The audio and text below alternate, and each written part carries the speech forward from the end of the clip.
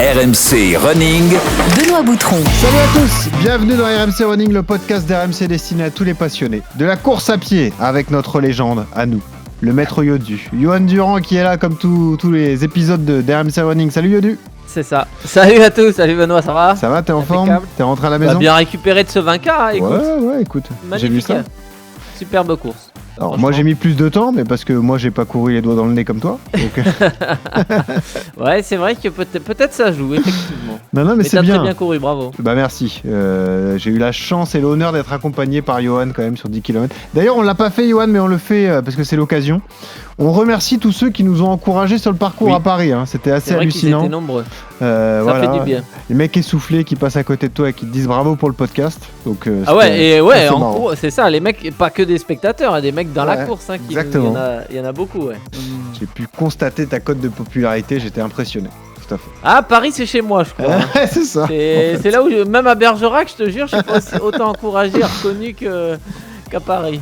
Bon, gardez les bons réflexes, hein. Retrouvez-nous sur Instagram, le compte RMC Running, le club RMC Running également sur Strava, et puis abonnez-vous aux plateformes de téléchargement Apple, Spotify et Deezer, comme ça vous ne ratez aucun épisode d'RMC Running. On met en avant une belle histoire aujourd'hui, on est vraiment ravis de saluer cette magnifique initiative. On va recevoir Malek Boukerchi, qui est ultra-marathonien, qui est anthropologue et qui monte un magnifique projet. Il va emmener 25 jeunes en difficulté à New York pour disputer le marathon le 2 novembre prochain. Il va nous raconter la genèse de ce projet, comment il a sélectionné les profils, comment il les accompagne dans l'entraînement du marathon, parce que ça reste une épreuve de vie. Donc on racontera tout ça d'ici quelques secondes. Comment la course à pied peut permettre à des jeunes de prendre confiance en eux. Ça va être passionnant, restez avec nous.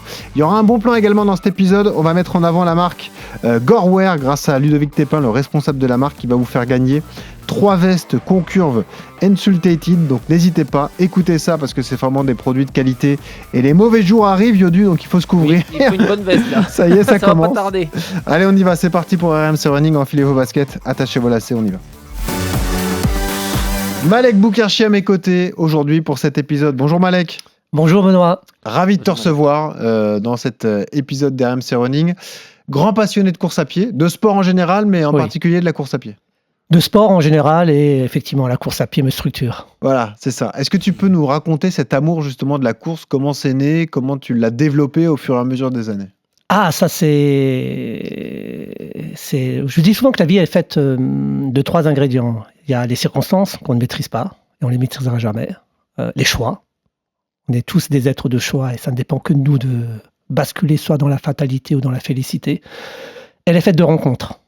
Et je crois beaucoup aux rencontres. Et c'est les rencontres qui m'ont permis de basculer sur la métaphysique de l'asphalte. C'est comme ça que je parle. Je crois qu'on commence à bien courir. Ah, Johan, il en parle moins de la métaphysique de l'asphalte. Oh, Mais il y a une vraie métaphysique de l'asphalte qui se met en place une fois qu'on y met. Mais à l'origine, moi, mon ADN, c'est le ballon rond. Parce que j'ai grandi dans un quartier compliqué en Alsace. Et papa a eu cette intelligence situationnelle. Il savait que si tu sais pas taper du ballon rond dans un quartier compliqué, t'es pas crédible sur le plan des relations sociales. C'était pas le sport que je voulais faire quand j'avais 4 ans, 5 ans.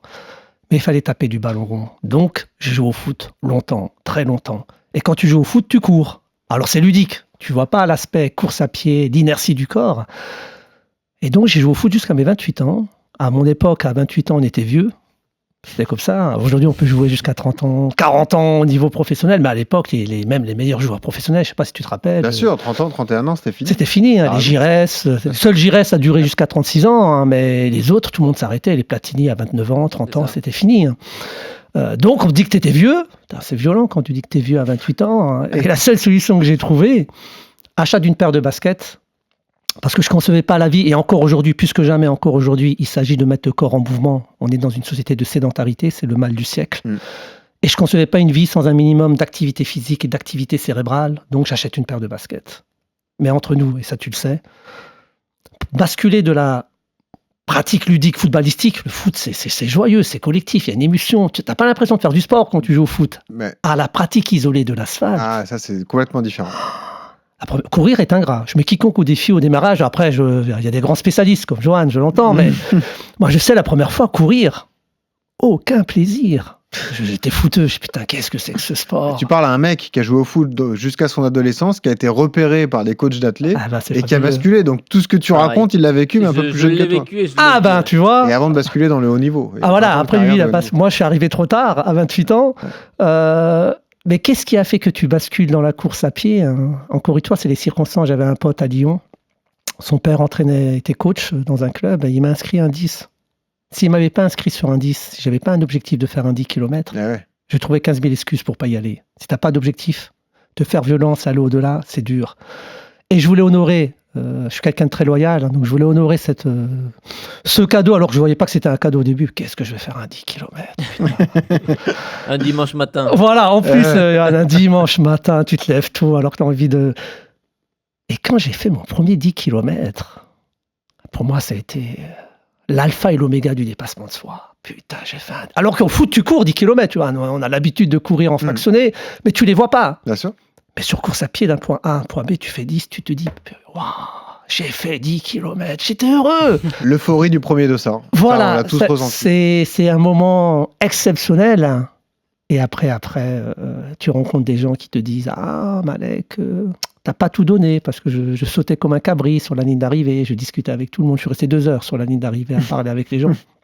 Et certains m'ont dit, Malek, tu pourrais peut-être aller un peu plus vite, et progressivement tu bascules, alors modestement, à mon modeste niveau, dans une logique de chrono, et après la machine. T'as été pris par le truc du chrono quand même. Quand j'étais jeune, voilà. 33-30 au 10, hein, donc c'est un chrono de Voilà, donc quand j'étais jeune, on est toujours jeune, hein, mais voilà, tu joues le chrono, hein.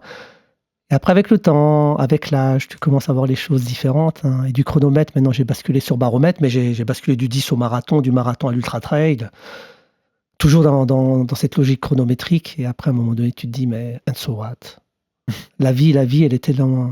Les gens vivent déjà tellement de pression et de contraintes dans le monde professionnel, on est toujours derrière un chrono. À un moment donné, il faut se faire plaisir. Et courir, pour moi, avec le temps, c'est qu'un prétexte pour rencontrer les gens et rencontrer le monde. Parce que les plus beaux paysages, ça reste les visages, tout le temps.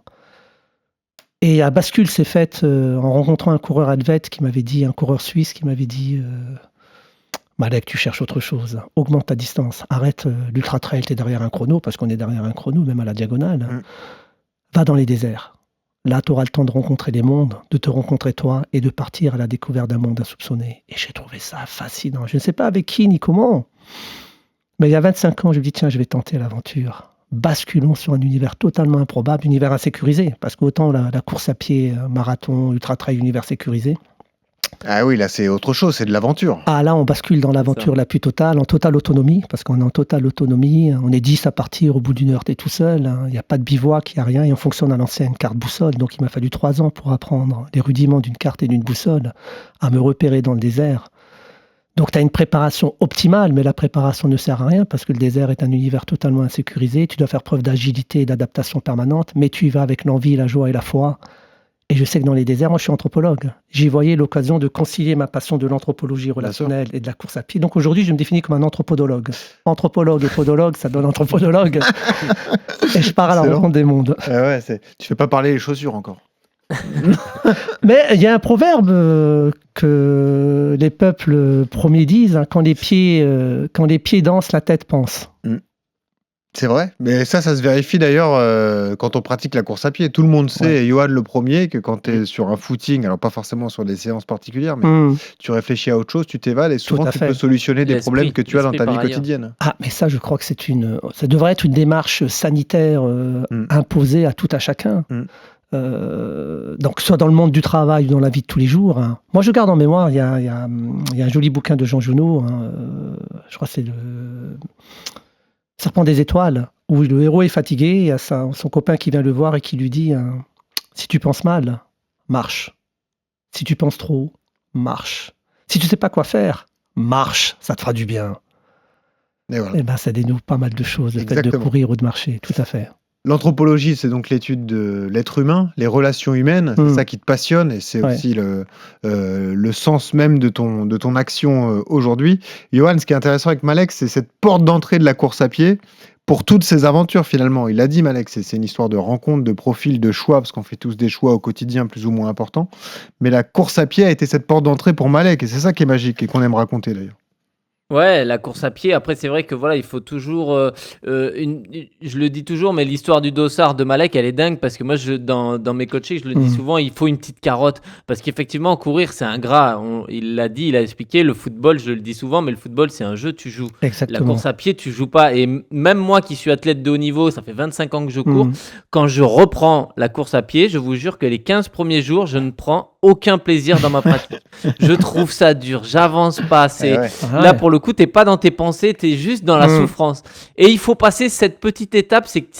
Je sais que moi, ça dure 15 jours. Ça dure à peu près 15 jours où musculairement, cardiaquement, c'est dur et où j'ai pas envie. Et après, ça revient et après, ça devient addictif. Et effectivement, cette carotte, pour ouvrir et après la course à pied, c'est merveilleux, c'est ça, c'est une aventure, on l'a vu, on parle tout à l'heure des 24 Paris, mais voilà, j'ai participé aux 24 Paris et quel kiff de voir les gens te parler, discuter, échanger, parler de la même passion, courir ensemble et à l'arrivée ça, c'est quelque chose, moi, qui me marque sur marathon, c'est le bonheur qu'ont les gens d'être finishers de cette. Tout à fait. Tu sens qu'ils sont allés au bout et ils ont repoussé des limites que eux-mêmes imaginaient pas, tu vois. Et ça, il y a que la course à pied, je pense, qui peut t'apporter cette sensation-là, ouais. Et l'importance que cette pratique peut avoir et l'accomplissement d'un objectif dans ta vie personnelle, parce que c'est tout ça que tu racontes en fait, Malek, et c'est aussi peut-être la genèse de ton projet avec ces jeunes. Exactement. Moi, je rejoins tout à fait ce qu'évoque Johan, la notion de dépassement de soi, hyper importante. Et aujourd'hui, moi, ce qui m'anime, autant dans l'ultra, on est dans le dépassement de soi, mais je ne suis pas dans une aventure solitaire, jamais. Toujours dans une aventure solidaire. C'est comme vous, dans le 24K, ce que vous avez raconté, des gars qui vous supportent, qui reconnaissent le podcast, RMC Running, qui sont là. Donc, on sent qu'on est dans du solidaire constamment, on est porté par un groupe. Et je crois qu'aujourd'hui, l'enjeu, c'est comment on bascule du solitaire au solidaire. Et la question fondamentale dans la vie de tous les jours, c'est de se dire comment on bascule du dépassement de soi à l'accomplissement du nous, cette capacité à fédérer, à mobiliser un groupe. C'est ce que tu fais avec ton groupe sur Valence. On y va ensemble. Pour finir, chacun à son niveau, mais on est ensemble, on ne court pas seul. Eh bien, moi, les 42, c'est ça. C'est cette capacité à basculer ensemble et que peut-être, moi, je garde en mémoire... bon, allez, on va un peu sortir du cadre, mais c'est pas grave. Là, j'ai relu récemment, on va aller avec Montesquieu, j'ai relu récemment le traité des lois avec tout ce qui se passe sur le plan politique. On devrait peut-être revenir au siècle des Lumières parce que les Lumières sont éteintes par les temps qui courent sur le plan géopolitique. Et Montesquieu disait quelque chose de sublime. Et pour moi, c'est ce qui m'anime aujourd'hui dans ma capacité à embarquer, à fédérer les mondes qui nous entourent. Il disait, pour accomplir de grandes choses, parce que faire un marathon, faire un 10 km, ça peut être quelque chose de grand pour n'importe qui, surtout quelqu'un qui démarre. Pour accomplir de grandes choses, disait-il, il ne faut pas être un si grand génie. Il ne faut pas se placer au-dessus des hommes et des femmes. Il suffit tout simplement d'être avec. Comment être avec aujourd'hui? Voilà la grande question qui se pose. Et la course à pied, tu peux courir avec plein d'anonymes. Tu n'es jamais seul, tu es avec. Parce qu'on passe par le même chemin, celle de la douleur, celle de la souffrance. Bien sûr. Et c'est ça qui nous anime. Mais tu sais, le symbole de tout ça, et tu l'as forcément vécu, on l'a tous vécu. Johan est un coureur élite, mais je pense que même à son niveau, il l'a vécu. C'est ce moment partagé avec quelqu'un que tu ne connais pas. Exact. Tu vas participer à une course avec quelqu'un que tu ne connais pas sur un 10, sur un semi, sur un marathon. Tu vas passer la ligne, tu n'as jamais parlé à cette personne et tu vas lui tomber dans les bras parce que vous avez partagé ce moment. Vous allez peut-être plus jamais vous reparler, mais ce moment, vous l'avez partagé, vous l'avez vécu ensemble, vous avez souffert ensemble et quelque part, ça soude alors que personne ne se connaît. C'est vrai que c'est assez marrant dans la course à pied. C'est un sport, comme tu dis, solitaire et dans ces moments-là, tu te rends compte que tu arrives à te connecter avec les autres. Et ce qui est intéressant de raconter, donc allons-y sur ton projet. Comment ça naît tout ça? C'est pas la première fois que tu vas emmener des jeunes en difficulté sur l'épreuve d'un marathon. Tu avais démarré à Athènes en 2023. Tout à fait. D'ailleurs, tu n'avais jamais été aussi ému que sur la ligne d'arrivée. C'est ce que j'ai lu en préparant tout ça. Cette émotion collective de voir des jeunes accomplir quelque chose qu'ils pensaient impensable. Ton idée de base, c'est quoi? C'est de prouver à ces jeunes que lorsqu'on se donne les moyens de faire quelque chose, quand on se fixe un objectif, même si on part de rien, on peut y arriver et ça peut transformer sa vie. Tout à fait, tu as tout dit Benoît avec tes mots, mais c'est tout à fait ça, c'est de démontrer que dans la vie, d'où que je vienne, et quoi qu'il arrive, quoi qu'il advienne, il n'y a pas de fatalité. Surtout ça, parce qu'aujourd'hui on est rentré dans une sorte de résignation généralisée, on est rentré dans une logique des fois de plainte, et dans la vie il ne s'agit pas d'être spectateur mais d'acteur, être acteur de sa vie. Et je crois beaucoup à la loi du donner et du prendre. Moi j'ai eu la chance de rencontrer des gens qui ont cru en moi alors que je venais d'un quartier extrêmement dur, compliqué en Alsace. Quand tu as des gens qui te tendent la main, quand tu as des gens qui te disent « je crois en toi », mais c'est la plus belle des paroles qui puisse exister. Et à un moment donné, se pose la question dans la vie de tout à chacun, est-ce que je suis un complice du mal ou est-ce que je deviens un ambassadeur du bien? Qu'est-ce que je fais à mon modeste niveau pour pouvoir apporter un peu de lumière en ces temps sombres? Alors, ma pratique de l'ultramarathon de l'extrême me donne une certaine crédibilité quand tu vas dans les quartiers compliqués. Parce que quand tu dis anthropologue... Oui, ça met une barrière parfois. Oui, ça peut faire peur. Ouais. Mais tu dis ultramarathon, il y a le mot marathon, il y a la dimension sportive. Il y a l'aventure. Il y a l'aventure, et donc tiens, ça interpelle. Je traverse un désert, je fais des choses. Ouais. Donc je suis qu'un amateur éclairé, hein. Je m'entraîne presque comme un pro, mais je suis un amateur éclairé parce que c'est une grande passion. Et c'est l'ultramarathon qui va me permettre de créer alors ces fameux 42. Hein. Et l'histoire des 42, pour faire bref, c'est 42 km. Je reviens sur marathon. 42 km pour 42 jeunes. Ça, c'est l'idéal. Ouais. Et j'espère, prochaine édition, on va arriver progressivement sur 42 jeunes, de 18 à 28 ans. Alors, on a eu 28 ans parce qu'il fallait calibrer dans l'association, mais aujourd'hui, on a des jeunes de 33 ans dans la deuxième édition. Là, ils seront 25 pour New York. Hein. Exactement. On était 18 à Athènes, 25 pour New York, parce que ce n'est pas le même budget. Des jeunes qui sont en situation de vulnérabilité, tu l'as dit, hein, des jeunes qui n'ont pas forcément eu la chance d'avoir des parents aimants ou bien situation compliquée, l'école où ça a été K1. Des jeunes qui ont allé jusqu'au bac, mais qui après se sont perdus également peut-être durant les études et qui se cherchent encore aujourd'hui en termes de stage. Bref, on va trouver des jeunes respectueux, c'est la base, mais qui sont en quête, ou en conquête et en enquête de soi. Et des jeunes avec tout profil, hein, et quel que soit le polymorphisme des corps, un gros, gras, large, hein, on a des jeunes qui font... Ça aussi, il n'en parle pas trop, Johan, du polymorphisme des corps. Non. Oui, mais on comprend l'idée. Voilà, vous comprenez l'idée. Hein. Ouais, non, mais sûr. c'est pour dire, on a des jeunes de plus de 85 kilos, 200 kilos. Non, hein. bien sûr. Parce que le seul enjeu sur les 42, c'est de leur dire, alors, on va faire un marathon. Alors, vous imaginez la première réaction au début, beaucoup de doutes, hein, je pratique pas de sport. Et je vais faire un marathon. Donc, on a créé des partenariats avec les missions locales de France et de Navarre. Et on leur apporte, je dis on parce que là je parle au nom d'équipe, hein. J'ai démarré effectivement sur une feuille de papier, après très vite j'ai besoin des autres parce que seul je ne peux rien faire. Il faut que je m'entoure d'une équipe, d'une team. Nous sommes aujourd'hui plus d'une dizaine hein, qui m'accompagnent dans les différentes régions. Et d'un soutien financier aussi. Parce que aussi, on va y venir, bien sûr, sans eux je ne peux rien faire. La base des 42 d'abord c'est l'argent, si j'ai pas d'argent je ne fais rien. Donc Évidemment. je vais d'abord chercher les mentors, les dirigeants. Et à ces jeunes, nous leur vendons cette espérance folle en leur disant venez faire un marathon. Pas un 10, pas un semi, on attaque tout de suite sur marathon parce que ça claque, ça parle, 42 km, c'est mythique, 42 km. Ça donne une résonance particulière. Et le message que je veux leur faire passer, et là je vais parler sur le contrôle de Johan, hein, moi les 42, j'ai deux grandes figures totémiques. Il y a Zatopek, donc voilà, le plus grand, le grand. Voilà, exactement, Johan, la locomotive de Prague. Zatopek, il disait à ses enfants à la fin de sa carrière, si tu veux courir, cours 1 heure. Mais si tu veux changer ta vie, cours un marathon, tu ne seras plus jamais pareil. Exactement. Eh bien, c'est ce qu'on leur dit. Si vous faites un marathon, vous n'avez pas les parchemins diplômants, vous n'avez pas fait l'école. Et alors, on s'en fout. La clé de la réussite dans la vie, c'est les 2 P. C'est ce que j'anime moi en anthropologie narrative. La patience, le marathon, c'est une école de la patience. Il faut de l'effort, il faut de la persévérance, il faut de la discipline. C'est du temps long. C'est pas du jour au lendemain que je deviens marathonien. Donc, ils vont apprendre à se projeter sur 1 an. Ce qui n'est pas rien, se projeter sur 1 an pour une jeunesse. C'est 1 an de préparation. Pratiquement entre les 4 mois de recrutement et les 6 mois d'entraînement, on est sur 1 an. Parce que le recrutement, ça va permettre de travailler le mental, de savoir à qui on a affaire. Et la passion. À partir du moment où après on y va avec engagement, avec cœur, on peut faire des grandes choses. Forcément. Et donc on leur dit, voilà, venez faire un marathon. Parce que s'ils mettent sur un CV, j'ai 20 ans, que j'ai fait un marathon, là c'est Athènes ou là. Pour des jeunes qui viennent des différents territoires, marathon de New York, à 20 ans. Moi, je suis recruteur. Oui, tu sais ce que ça représente en investissement, exactement. En effort fourni. En effort fourni, et surtout, on va leur apprendre, ils n'ont pas fait l'école, mais on va leur distiller avec toute la team, avec des gens inspirants qui m'accompagnent durant les campus, on va leur apprendre les fameuses mad skills qu'on recherche dans le monde du travail aujourd'hui. Ténacité, abnégation, engagement, discipline, que vous avez tous sur 10 km, qu'on a tous sur semi, sur marathon, mais que eux n'ont peut-être pas forcément, du fait de leur parcours, de leur trajectoire plus ou moins chaotique pour certains. Mais là, on leur donne le plus beau des diplômes. Marathon. Donc on travaille la dimension psychologique, l'estime de soi. Parce que l'estime de soi est touchée, mais là, tu te dis, tu as fait un marathon, mais après la vie, ça va te paraître beaucoup plus facile.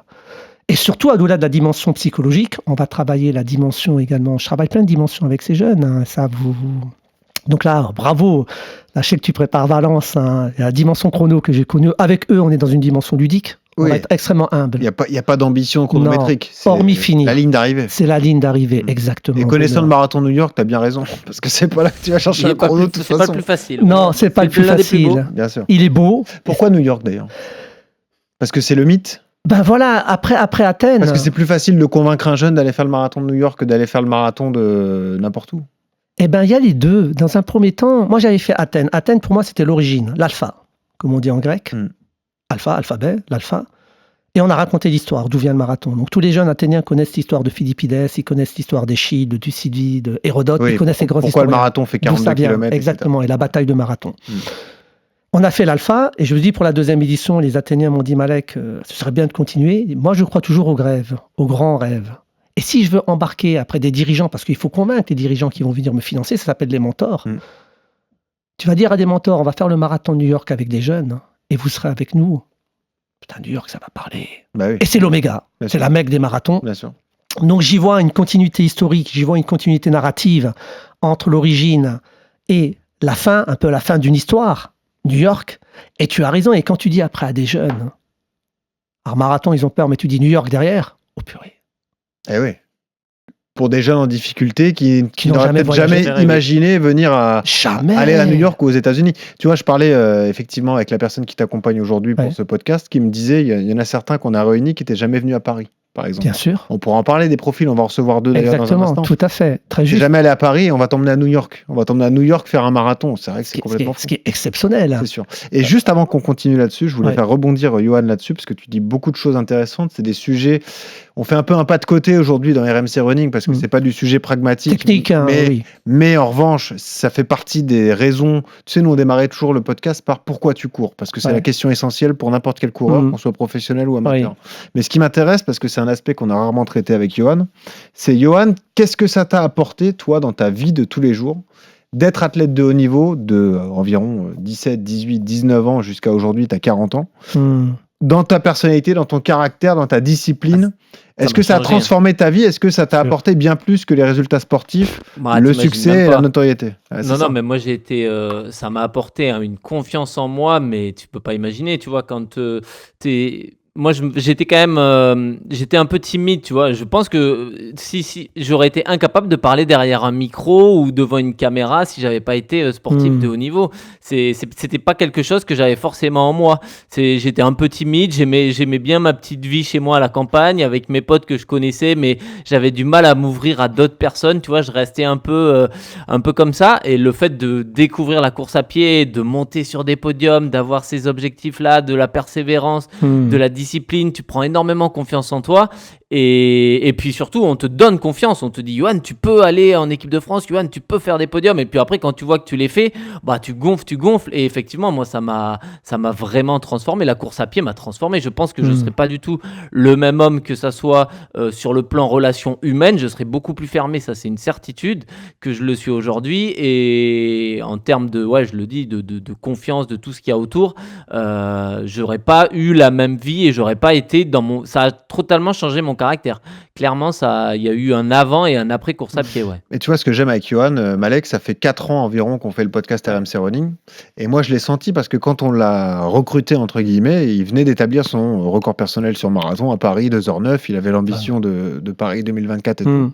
Et moi, j'ai senti au fur et à mesure du temps, alors forcément, on a tissé un lien d'amitié fort, mais ce basculement vers la transmission. Et je le sens beaucoup plus dans la transmission aujourd'hui que dans le côté perf, le côté isolé de son entraînement à lui et tout. Tu vois ce que je veux dire? Bien sûr. Donc c'est marrant aussi, nous, de faire un point d'étape là-dessus, Johan, parce que même toi, je sens que ta personnalité évolue au fur et à mesure des années dans RMC Running. C'est assez marrant. Complètement. Après, c'est aussi le fait d'être en fin de carrière et de vouloir transmettre et d'échanger et d'être à fond là-dessus.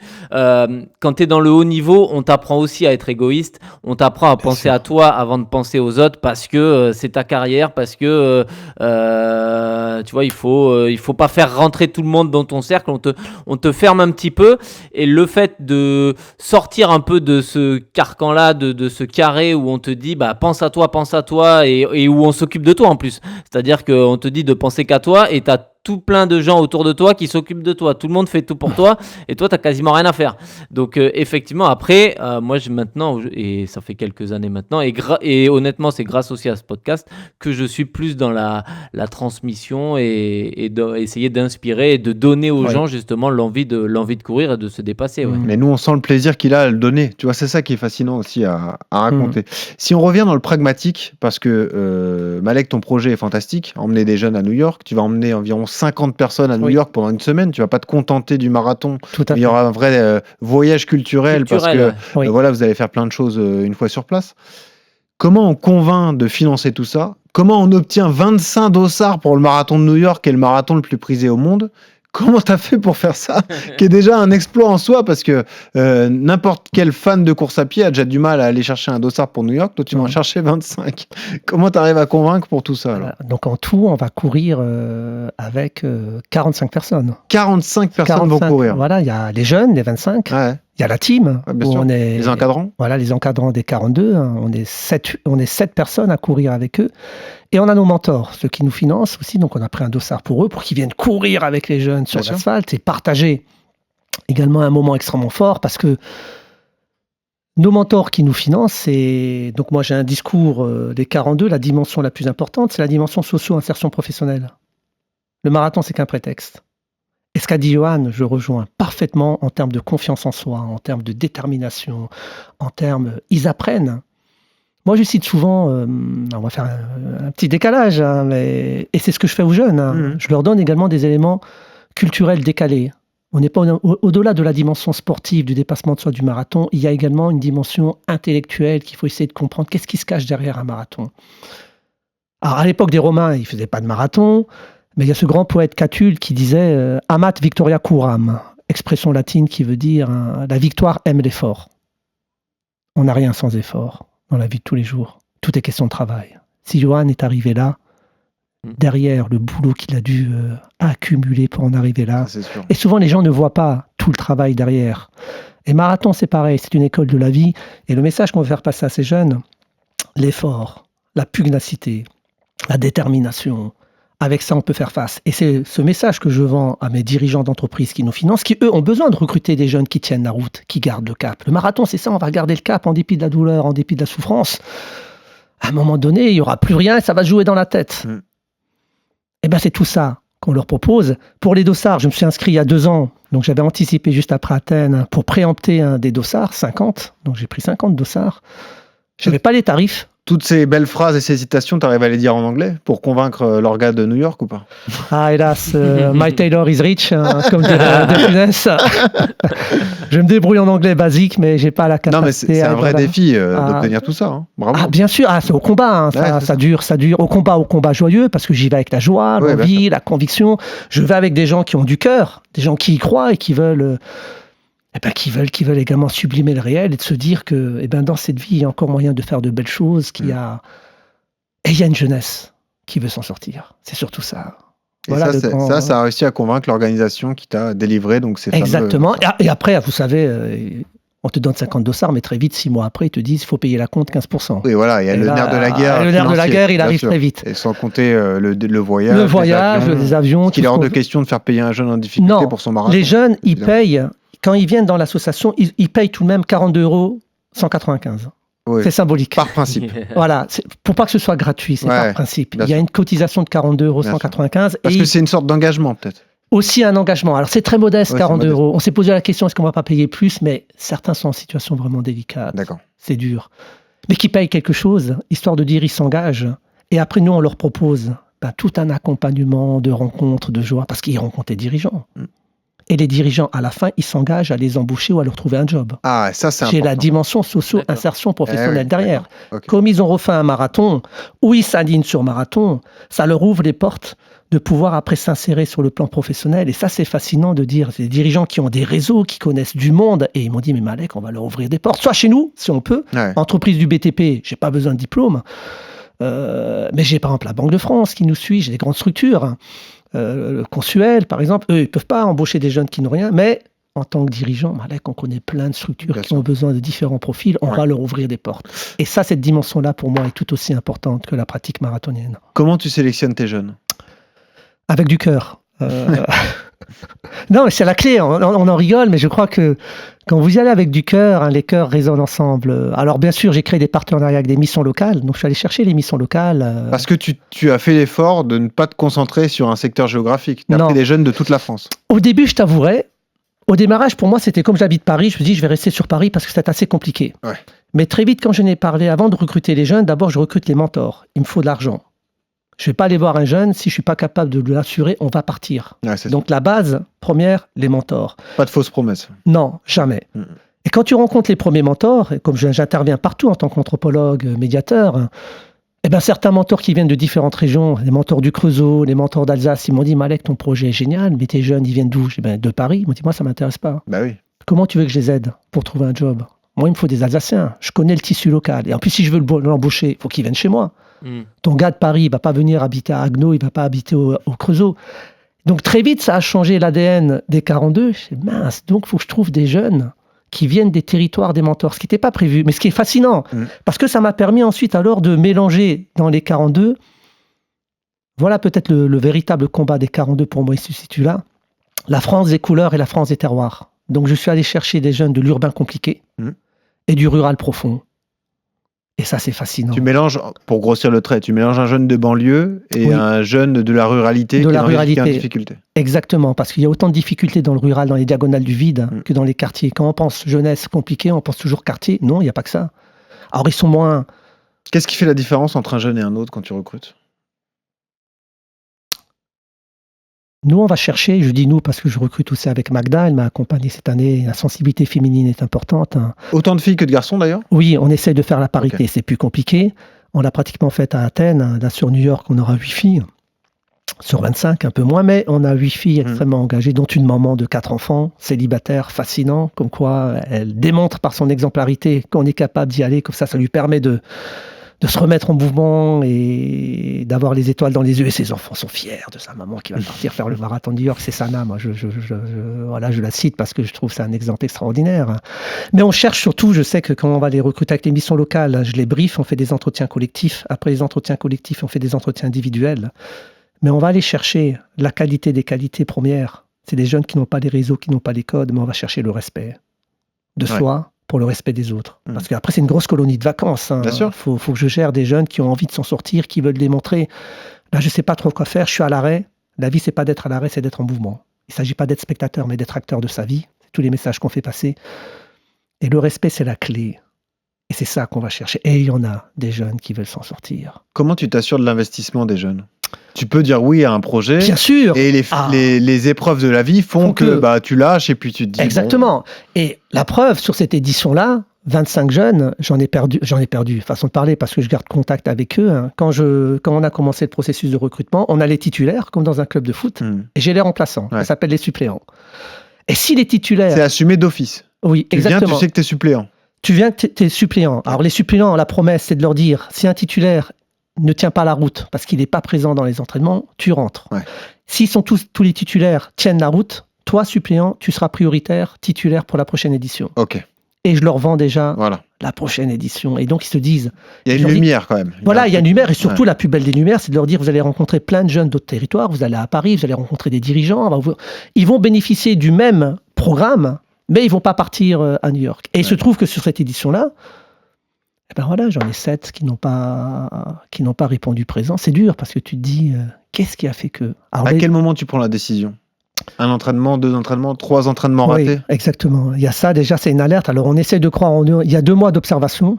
On essaie de voir s'ils arrivent à tenir la route. Et après, à un moment donné, l'asphalte ne ment pas. Le marathon ne ment pas. Tu les surveilles sur des applis, sur Strava Moi, je suis quelqu'un qui fait confiance. Alors, j'ai mon responsable coach, c'est mon grand frère, Farid, qui a mis en place Strava, histoire de voir les deux dans la semaine s'ils s'entraînent. Après, on a les dimanches. On doit tous se retrouver et on court tous ensemble. Et les dimanches, c'est les sorties longues. Et là, c'est l'épreuve de feu. T'es là ou t'es pas là. T'es présent ou t'es pas présent. C'est le vrai test parce qu'on part pour 3 heures, 4 heures, 5 heures. Il faut être là. Et si t'es pas là... Comment tu les rassembles? Parce que tu finances les déplacements, tu fais l'entraînement en région parisienne, ceux qui sont à Marseille, tu les montes? Non, ceux qui sont à Marseille. Donc, comme j'ai des mentors à Marseille, j'ai la team à Marseille. En Alsace, j'ai mes référents de la team 42 plus les mentors. Sur Chalon, c'est pareil. Et en région parisienne, on est là. Alors, moi, je tourne dans les différentes régions parce que je tiens à aller voir les différents jeunes. Bien sûr. quand je peux. Mais après, on court en même temps parce que j'ai mes référents. Donc c'est pour ça, c'est vraiment une team, c'est un collectif qui avance. Et chaque dimanche, on part tous en même temps à 9h dans les différentes régions. Et c'est marrant parce que voilà, après, on envoie par WhatsApp les photos, l'émulation qui se met en place. T'as des amitiés qui naissent ? Bien sûr qu'il y a des amitiés qui naissent. Et je crois que la vie, c'est que ça. Ouais. Le plus beau des cadeaux, la vie, c'est que des rencontres. Et je crois que là, on est entre nous, mais pour moi, c'est mon plus grand ultramarathon d'extrême. C'est plus fort que le désert. C'est plus fort. C'est plus dur que le désert parce que là, je ne maîtrise rien. Va piloter, va manager des jeunes. Tu sais pas ce qui se passe dans leur tête. Et tu es là derrière, toujours à mobiliser, à croire en eux, et ils te le redonnent et ils te transforment. Non seulement, j'ai beaucoup aimé ce qu'a évoqué Johan quand il a parlé de transformation par rapport à ce qu'il est devenu aujourd'hui, l'homme qu'il est. Et ben pour ces jeunes, c'est pareil. Ils sont en totale métamorphose parce qu'ils basculent du confort à l'effort. Ils sont en train de basculer de la négligence à l'exigence. Et ces jeunes nous transforment. Moi, je suis complètement transformé par eux. Quand il y a un jeune qui sort du cadre et qui arrête, tu le vis comme un échec personnel ? Ou tu te dis il y a des raisons qui font que c'est peut-être pas le moment, peut-être pas les bonnes conditions réunies. Il y a les deux. Faut être honnête. Moi, je suis quelqu'un de très sensible, donc ça m'interpelle beaucoup. Parce que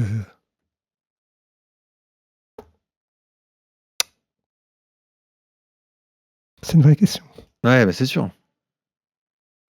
On voit et l'émotion que tu ressens là, ça prouve tout l'engagement et la responsabilité que tu mets dans ce projet. C'est vrai que humainement, ça doit être très dur de voir quelqu'un se mettre sur le bas-côté de la route alors qu'on est embarqué dans un projet collectif comme celui-là. Donc, je suis toujours en questionnement, en interrogation. Qu'est-ce qui a fait que tu poses une bonne question de la temporalité? J'y crois beaucoup. Peut-être c'était pas le bon moment. Est-ce que j'ai pas trouvé les mots? Est-ce qu'on n'a pas su? Après, j'ai les suppléants qui sont hyper contents parce qu'ils rentrent dans la danse, mais je fais tout pour pas rompre les liens avec les anciens. Donc ceux qui sont pas sur New York, on leur a proposé de rebasculer sur le marathon de Paris pour l'année prochaine. Peut-être qu'ils n'étaient pas prêts pour plein de raisons. Mais c'est dur parce que t'as envie que tous ces jeunes qui sont là au démarrage, qu'ils arrivent au bout. Bien sûr. Mais on va y arriver avec ceux qui sont là et ça c'est fabuleux. Johan, qu'est-ce que tu penses de toute cette histoire, tout ce projet? Est-ce que tu es convaincu, ravi? Est-ce que tu es émerveillé du travail mis en place par Malek?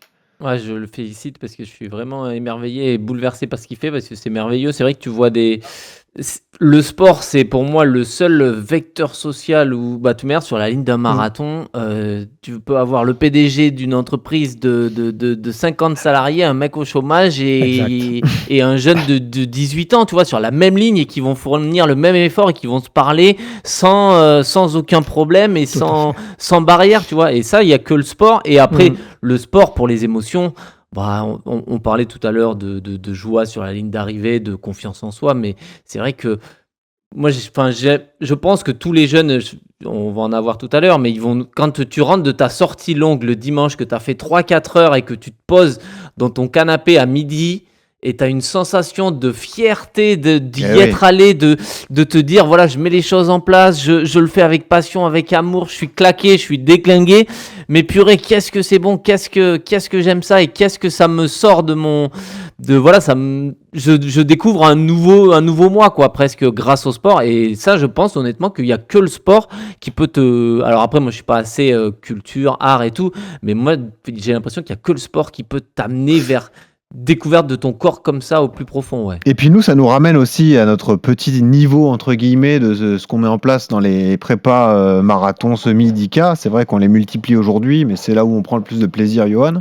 Là, l'opération qu'on fait à Valence avec des profils très particuliers, mais ce qu'on a fait sur Paris notamment, et en entendant Malek, moi c'est ce dont je me rappelais, c'est toutes ces personnes, mine de rien, au fur et à mesure des années qu'on a accompagné, tous ces profils différents, ces personnes qui ne se connaissaient pas, qui créent un lien avec une prépa marathon. Moi, je pense à la prépa marathon de Paris, où on avait Mathieu, notre ambulancier de nuit, Lucie, la future mariée, on avait tout ça, tu vois, toutes ces personnes qui étaient engagées, Hélène, qui allait chercher un record, mais qui court dans son coin avec son enfant en bas âge, enfin, Mariette, qui était inscrite par son frère. Tout ça, c'est des histoires qui s'entremêlent.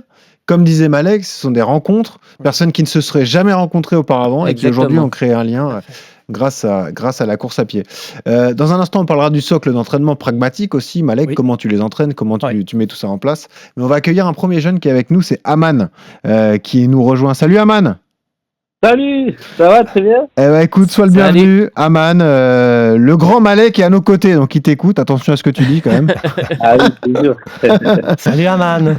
Salut Malek, ça va? Très bien, très honoré de t'entendre, Aman. Aman, Marseillais, travailleur intérimaire, pardon, c'est bien ça, Aman? Toujours en quête de boulot à Marseille, ouais? Toujours.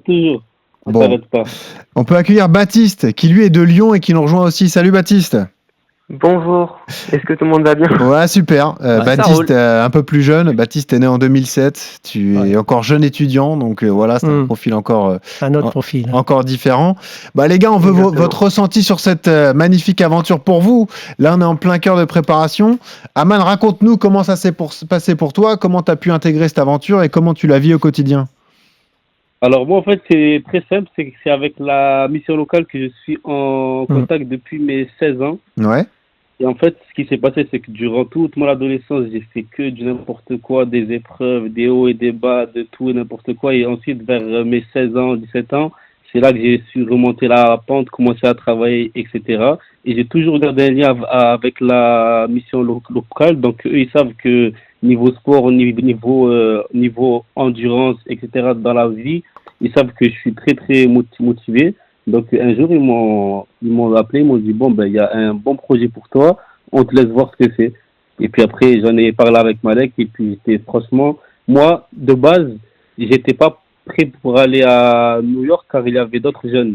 Mais moi ce qui me faisait T'étais suppléant à Man alors. Suppléant. C'est ça. Voilà, c'est ça. Okay. Mais moi en fait ce qui me faisait vraiment plaisir c'est d'avoir juste un groupe et de changer d'environnement. Parce que ce groupe-là, c'est rien à voir de ton quotidien. Avec des chefs d'entreprise, des gens qui sont pas forcément riches, mais qui sont, on va dire, qui sont aisés, qui peuvent se dire, on va pas rester avec eux, vous comprenez? Ouais. Donc, franchement, moi, ça m'a fait beaucoup plaisir de voir que vraiment c'était le partage, c'était voir ce que c'est. Et en fait, moi, quand j'ai commencé à courir avec eux, j'ai vu que chacun était là pas que pour le sport, c'était vraiment pour un moment de partage. Et en fait, ça m'a rappelé la France d'avant. Vous savez, quand nos parents étaient là, etc., je sais que c'était vraiment dans le partage, tout le monde se connaissait. La communion, la fraternité, voilà. Ouais. Et ça, en fait, petit à petit, ça se perd. Quand maintenant on court, c'est rare que les gens nous disent bonjour alors qu'ils ne nous connaissent pas. Quand on fait du vélo, etc., c'est rare que les gens nous disent bonjour. Et là, j'étais avec un groupe, on se connaissait pas, mais chacun voulait apprendre de l'autre et c'est vraiment ce qui m'a fait plaisir. Et du coup, moi, je vis que pour ça, je vis que pour la communication, le partage. Franchement, tout ce qui est bonheur, pour moi, le vrai bonheur, c'est ça, c'est le partage, parler avec les gens, apprendre, mais tout ce qui est argent, voiture, etc., ça c'est éphémère, mais vraiment ce qui reste dans le cœur, c'est ce qu'on partage avec les gens qu'on connaît et qu'on ne connaît pas aussi. Et puis après, on a fait les entraînements, etc. Mais moi, ce que j'avais comme problème, c'est que j'aime trop travailler. Donc, du coup, comme j'aime trop travailler, donc j'étais tout le temps au travail, je demandais des heures supplémentaires. Donc, moi, il fallait que j'ai un cadre qui me dise que, Aman, il faut que tu te positionnes à tout prix, tu veux venir ou pas. Donc, un jour, Malek, il m'a appelé, il m'a dit, bon, c'est simple. Là, il y a une place, tu veux prendre ta place, oui ou non? Oui. Donc là, il faut que tu te mettes sérieux aux entraînements. Il faut que tu fasses un choix. On travaille tous, mais il faut faire un choix. Soit tu arrêtes un jour de travail pour venir courir avec nous, et puis ensuite on va à New York, etc. Soit tu pourras pas. Et du coup, c'est ça qui m'a motivé encore plus parce que ça m'a prouvé qu'il pouvait croire en moi. Ouais. Je comprends. Et est-ce que ça déclenche quelque part une responsabilité chez toi? Tu t'engages dans le projet vis-à-vis de Malek, vis-à-vis de tout l'engagement de toutes les personnes que tu rencontres avec qui tu sympathises. Est-ce que tu te sens responsable de ça? Est-ce que c'est ça aussi qui te motive à y aller, à t'entraîner? Franchement, moi, je prends beaucoup conscience qu'on a des mentors qui font ça bénévolement. Il y a beaucoup de personnes qui sont là bénévolement. Si vous saviez le nombre d'heures, ça dépasse les 4000 heures bénévoles.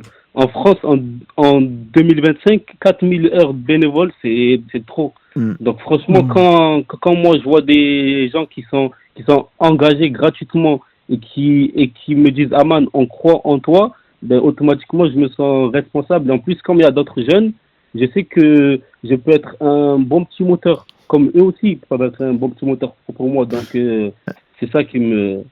Je devais être responsable par là, oui. Passons à Baptiste. Baptiste, est-ce que tu peux nous raconter un peu ton histoire? Toi, tu es un peu plus jeune. C'est peut-être un peu plus dur aussi de s'engager dans ce type de projet quand on est plus jeune, parce que là aussi, c'est un saut dans l'inconnu. Est-ce que tu faisais du sport? Est-ce que tu aimais courir avant? Ou est-ce que c'est vraiment ce projet qui t'a plongé dans la course à pied? J'ai toujours fait du sport. J'ai toujours été sportif, etc. J'ai fait du basket. Enfin, je fais du basket, j'ai fait du foot. J'ai fait plusieurs sports. Et en plus, j'ai mon père qui s'est mis à courir depuis le confinement avec le Covid. Donc, il m'a amené 2-3 fois à des courses, etc. Donc, je n'étais pas novice dans ce milieu. Mais en fait, le fait que ça soit en collectif et comme Malek le dit si bien, passer d'un sport individuel à un sport collectif, c'est une toute autre épreuve. Et accompagné par autant de personnes, etc., c'est vraiment un cadeau qu'il nous fait. Donc, il faut le remercier du fond du cœur. Et ce qui se passe, c'est que au niveau de, je suis le deuxième plus jeune du groupe entier. Et en fait, au départ, j'étais même pas sûr de m'engager vu que j'avais peur au niveau de la fac, etc. Vu que j'allais me lancer en licence, j'avais peur que ça tombe sur des partiels, que je loupe des cours, etc. Mais en fait, mes parents, ma famille, mes amis et même le groupe des 42, ils ont fait, mais c'est une fois dans ta vie que tu pourras faire le marathon de New York.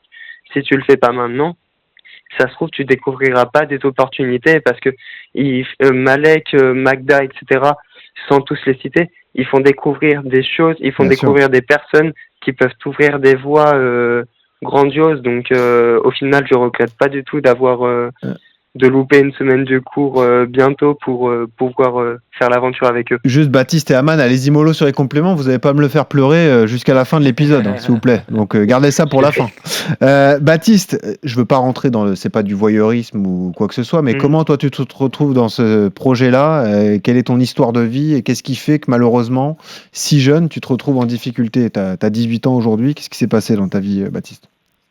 En fait, moi, j'ai été approché par l'espace jeunesse de ma ville, à Saint-Priest. Et en fait, j'ai tout le temps été actif avec eux, etc.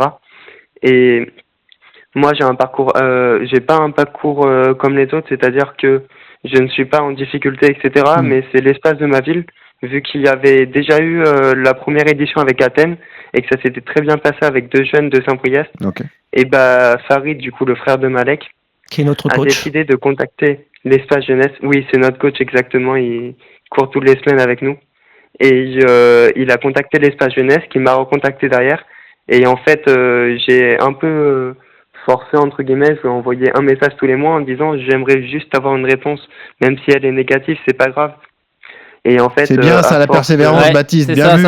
Ça marche. Bravo. Exactement. La persévérance, et du coup, ça a payé. Et j'ai eu le droit à un rendez-vous avec lui avant de valider mon inscription dans le parcours. Bon, magnifique. Parlons d'entraînement, les gars. Aman, Baptiste, parce que c'est sympa le côté philosophique de la chose, etc. Mais il y a un marathon à courir. Voilà, il faut borner pour aller faire 42 bornes à New York et pas trop souffrir. Moi, j'ai eu la chance de le faire 2 fois. Je vous le dis d'avance, vous allez souffrir. Donc, préparez-vous psychologiquement. Il faut. Mais en revanche, vous allez vivre une expérience extraordinaire. Baptiste, t'as fait le bon choix parce que l'ambiance que tu vas ressentir ce jour-là, tu la ressentiras plus jamais ailleurs. C'est quelque chose d'extraordinaire, donc bravo pour ce choix. Comment ça se passe, les gars, les entraînements? Aman, comment tu t'entraînes? Combien de fois par semaine? Est-ce que tu souffres ou est-ce que ça va, tu maîtrises? Les entraînements, franchement, moi, j'aime bien souffrir. Après, on a un groupe spécial, on a des mentors qui font le travail avant, donc ils nous disent, bon, demain, on se rejoint, et puis c'est 2 fois par semaine minimum. Après, si on a de temps en temps qui font des courses personnelles, ils envoient un petit message pour dire, bon, qui est chaud, mais c'est vraiment convivial, lui. Franchement, ça fait beaucoup plaisir. En plus de ça, il y a quelques mentors qui peuvent ramener d'autres amis à eux. Donc, donc c'est vraiment... Les gars, comment vous fonctionnez? Vous fixez un objectif de temps quand même ou non? Vous voulez juste franchir la ligne d'arrivée? Aman, est-ce que tu as un objectif? Franchement, moi, je dis la vérité. Moi, c'est que finir. Moi, je dis la vérité, franchement, bravo, Aman. C'est déjà beau. Hein. Ce projet-là, c'est vraiment un trésor que personne ne peut vraiment réaliser. Moi, je parle avec des policiers de la BST 03 de Marseille. Je leur ai parlé de ce projet-là. moi, je vous dis la vérité, comment ils m'ont regardé, m'ont dit, Aman, on veut que tu ramènes juste la médaille. Ah bah oui. Moi, c'est même pas le temps, etc. C'est vraiment que la médaille. J'ai des gens du quartier, des gens de tout le monde, des gens de la mission locale, des gens de Pôle emploi, et on veut que la médaille parce que ça, en fait, c'est pas qu'une course. Mais non. Et ça prouve que tu peux le faire, tu peux t'engager, tu peux te surpasser. Et c'est ça, en fait, la vraie médaille. Donc, moi, le temps, je ne regarde pas du tout le temps. Franchement, c'est que la fin. Je veux terminer les 42 km. Après, bon, en courant, parce que c'est ça le plaisir aussi. Mais non, mais c'est bien. T'as bien raison. Et ce sera déjà un magnifique défi accompli quand tu franchiras la ligne d'arrivée. Baptiste, est-ce que tu as un objectif, toi ? Ouais, personnellement, je me dis qu'en moins de 5 heures, c'est réalisable pour ma part. Ouais. Et je sais pas, je vais être déçu parce que je vais pas être déçu en ayant la médaille, mais je vais avoir un petit pincement au cœur parce que j'ai annoncé à tout le monde, etc., que j'allais le faire en 25 heures, donc il faut un minimum assurer derrière, etc. Et là, tu es en train de le dire à toute la France. Hein. Je veux pas te mettre la pression, mais d'accord. Non, je pense que ça reste possible, ça reste dans mes cordes, etc. Au niveau de l'entraînement, du coup, on est souvent avec Farid, vu que Farid, on habite juste à côté. Donc, nous, c'est un entraînement qu'il nous concocte pour tous les dimanches, où il nous fait bien souffrir. Et ensuite, c'est un entraînement individuel par semaine, normalement, pour tout le monde. Et en plus, moi, du coup, j'ai un entraînement de basket en plus chaque semaine. Ok, bah c'est bien. Tu as le temps de t'entraîner un peu, de pouvoir pratiquer différents sports et de rester comme ça motivé pour ce beau projet. Écoutez, on vous félicite. T'es encore ému quand tu les entends parler, forcément, à chaque fois, Malek, parce que ça te fait quelque chose. Là, on rentre dans le concret. Là, ce sont de vrais témoignages. Aman et Baptiste, tu sais qui c'est, tu connais leur parcours. Bien sûr, je les aime. Et j'aime tous les jeunes, mais Aman, Baptiste, vraiment bravo. Fier de vous. Bravo les gars. Merci. Alors, moi, je veux pas m'engager parce que Malek vous l'a dit, c'est pas important de faire. Enfin, c'est important de pas faire de fausses promesses pour vous et tout. Mais nous, sachez qu'on soutient une cause complètement différente. C'est un ami d'RMC Running qui réalise un magnifique défi. C'est Dorian Louvet qui fait les 7 marathons majeurs la même année en moins de 2h30. Donc voilà, Dorian est une personnalité des réseaux sociaux, etc. Ah ouais. Il organise un run communautaire la veille. Donc je pense qu'on va essayer de vous mettre en contact si jamais vous voulez participer à son run communautaire. On va lui dire à Dorian et lui sera ravi de vous accueillir. Il est le premier à appeler comme ça au rassemblement des troupes françaises à l'étranger. Donc comme ça, il sera ravi de vous accueillir. Malek, je ne sais pas si ça peut rentrer dans votre... Eh oui, c'est ça aussi. Moi, c'est ça que j'aime. C'est que les bonnes choses attirent les bonnes choses. Toujours. Tout à fait. Toujours. Oui.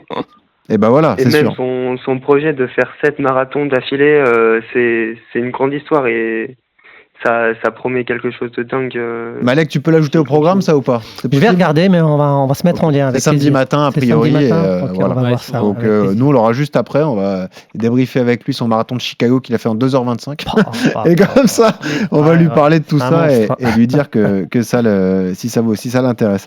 Merci en tout cas d'être venu, Baptiste et Aman. C'était super de vous avoir. Merci beaucoup à vous deux. Merci à vous. Merci Aman, Baptiste, bravo. Ouais, un grand bravo, un grand merci. Et puis juste avant de passer au bon plan avec toi, Malek, t'en as qui se prennent au jeu, qui ont un vrai objectif sportif comme ça, qui s'y mettent, et qui se révèlent un peu sportivement. Bien sûr. Des objectifs concrets et solides. Ouais. Alors moi je reste extrêmement humble. Il faut être humble devant l'asphalte parce que t'as beau te préparer, tu sais jamais ce qui va se passer. Donc c'est pour ça l'objectif premier, c'est finir, parce que finir c'est réussir. Et après, il y en a qui commencent à se prendre au jeu, qui veulent absolument courir derrière un chrono, alors que moi, je parle pas de chrono, juste finir. Mais en même temps, après, je vais respecter leurs aspirations, leurs rêves. On a des gazelles dans le groupe, c'est clair. Des gens qui se sont révélés extrêmement talentueux. Et donc, c'est pour ça qu'ils vont pouvoir courir en moins de 5 heures pour certains. Et on a les plus lents, 6 heures, 7 heures, 8 heures. Et alors, mais l'enjeu, c'est d'arriver au bout. Et le plus beau des cadeaux, c'est, je vois, pour les Athéniens, et déjà même là, pour l'édition new-yorkaise, on a un ou deux jeunes comme Gassen, le Marseillais, qui m'a dit, Malek, après New York, je fais Paris. Ah bon, attends, d'abord New York. Mais déjà, ils se projettent. Ouais. Et on a des jeunes qui continuent. Moi, je vois sur les Athéniens, on a 2 jeunes qui... parce que tu as un peu de recul, ça fait 2 ans. Donc tu voilà, et il y en a... Alors, il y en a qui restent sur 10, parce qu'ils ont vu que tout de même... 42, c'est long. C'est long et ils ont découvert des muscles qu'ils ne soupçonnaient pas. Ouais, c'est ça. Donc, on n'a pas voulu effrayer trop Baptiste et Alan, mais voilà, ils vont se rendre compte. Ils vont avoir un diplôme en sensibilité corporelle accéléré, parce que là, on découvre des muscles qu'on ne soupçonne pas. Exactement, Johan. Mais ce qui est beau, c'est que de voir certains jeunes qui continuent le marathon. Ouais, ça, et là, je dis purée, total respect. C'est beau parce que le marathon, c'est très exigeant à enchaîner. Et là, on verra pour les New-Yorkais, on va les retrouver avec un campus de célébration au mois de février-mars. On va tous se retrouver pour célébrer tout ça et préparer la dimension socio-insertion professionnelle. Et ceux qui veulent continuer, on sera là avec eux pour les aider à les inscrire sur d'autres marathons. Tu sais déjà, toi, avec qui tu cours le jour J ? Comment tu vas t'organiser ? Pas encore, je verrai ce week-end, on a une sortie de 30 km. C'est la dernière grosse sortie dans toutes les régions. On est sur une base de 25-30 en fonction des jeunes, en fonction des sensibilités. Mais je sais que moi, j'irai courir avec les plus lents parce que ça va jouer au mental. Donc, il faudra accompagner. C'est là où ils ont besoin de soutien. Voilà, donc ceux les plus rapides, on a des mentors qui vont les suivre, les moyens également. Mais je pense que je vais aller avec pour être présent, leur apporter les mots, leur apporter la joie et donc partir sur une base de 7 heures. Ah oui, c'est ça, c'est le jeu. C'est le jeu. Le magnifique projet donc de Malek qu'on a reçu aujourd'hui. On est vraiment ravis et on est content de mettre en avant ce beau projet des 42, 25 jeunes entre 18 et 33 ans en difficulté que tu vas emmener au marathon de New York. Ça représente 50 personnes. Le projet d'une vie. Malek Boukherchi, merci. Reste avec nous. Tout de suite, on fait gagner des cadeaux d'ailleurs dans RMC Running. RMC. Le bon plan matos. Avec une marque qui va être pas mal sollicitée vu que les mauvais jours arrivent. Malheureusement, c'est comme ça. Mais lui, au moins, il va faire son chiffre d'affaires là-dessus. C'est Ludovic Tépin de Goreware qui est avec nous. Bonjour Ludovic. Ouais, bonjour l'équipe. Sois le bienvenu, on est ravis de t'accueillir. Grosse période pour Goreware là, j'imagine. Là, ça y est, on va ressortir les vestes imperméables, les collants, tout ça, les gants, les bonnets, tout ça, ça va ressortir. Ça y est. Ouais, effectivement, on sent que tu as une sensibilité au commerce. Effectivement, c'est pas si dur. Hein. C'est effectivement la grosse saison qui a démarré déjà d'ailleurs.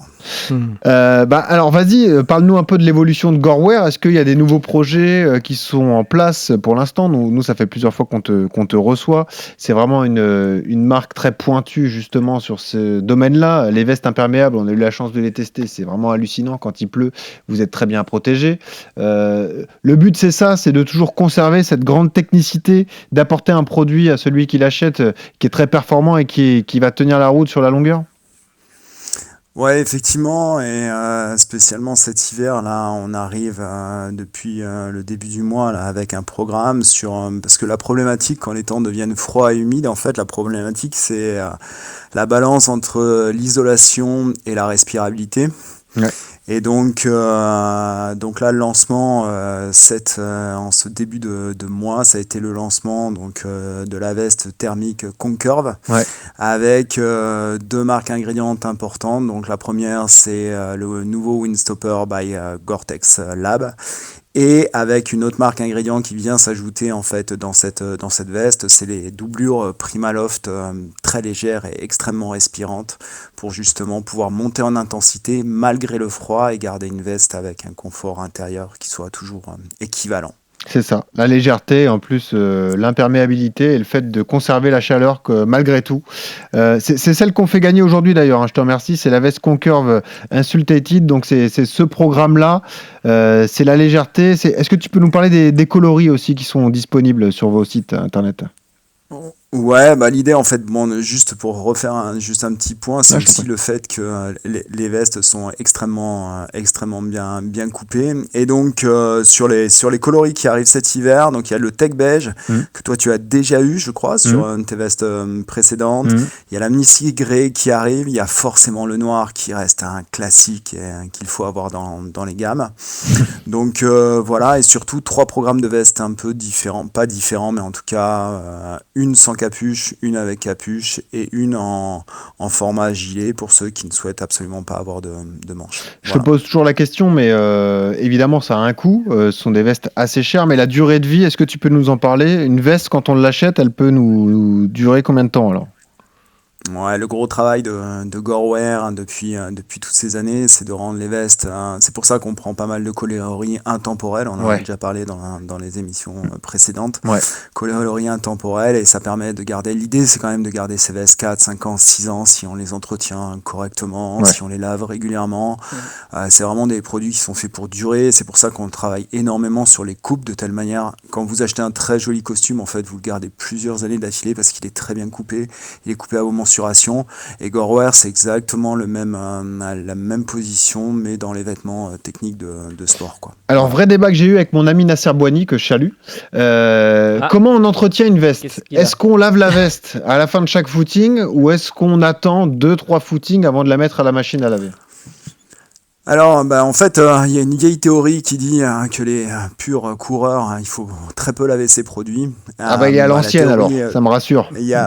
La théorie tombe à l'eau à partir de ces dernières années, où effectivement il faut laver les produits plus souvent, pour la simple et bonne raison que l'ensemble des produits que vous utilisez dans le running, aujourd'hui ne contiennent plus ce qu'on appelle de particules de fluor éternel qui restent en fait dans la nature, qui permettaient auparavant de contrer l'effet de la pollution, du côté gras de la pollution.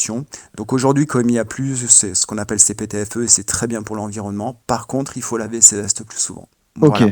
Tu perds pas l'imperméabilité en lavant régulièrement ta veste, c'est ça Non. 30 degrés, ce que vous faites, c'est que 30 degrés, programme court, on la laisse bien sécher dans sa douche, dans sa baignoire, etc.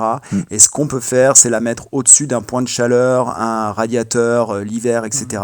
Ça réactive aussi la déperlance. Et puis après, au bout de peut-être un an et demi, 2 ans, c'est intéressant de la laver aussi avec des produits qui sont déperlants et qui réactivent encore cette déperlance extérieure. Et voilà, en plus, vous avez les conseils d'entretien. Magnifique. Merci Ludovic d'être venu. Et encore une fois, merci beaucoup pour ces produits mis à disposition. Un concours donc sur RMC Running, les 3 vestes Concurve Insultated. Magnifique produit. C'est 250 € la veste, je crois.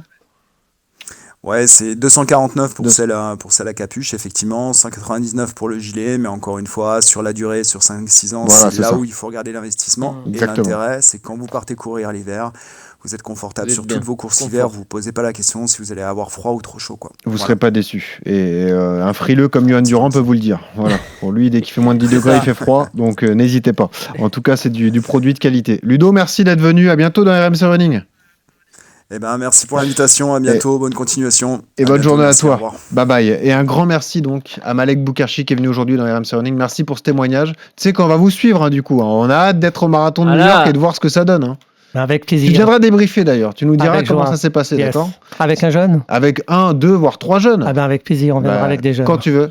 Alors les 25 peut-être, on les fait passer en enfilade. Moi je suis chaud. Tu les fais venir à Paris. Pour les 25, on aura le campus de célébration, mais en tout cas on a une team de 10 personnes sur la région parisienne, donc ils peuvent venir s'ils sont dispo avec joie. Mais en tout cas vraiment merci, c'était un vrai plaisir. Johan, Benoît, merci beaucoup. Je ne m'engage pas pour lui, mais on va poser la question. Je pense qu'il n'y aura pas de problème à Dorian Louvet si vous voulez participer à ce run communautaire.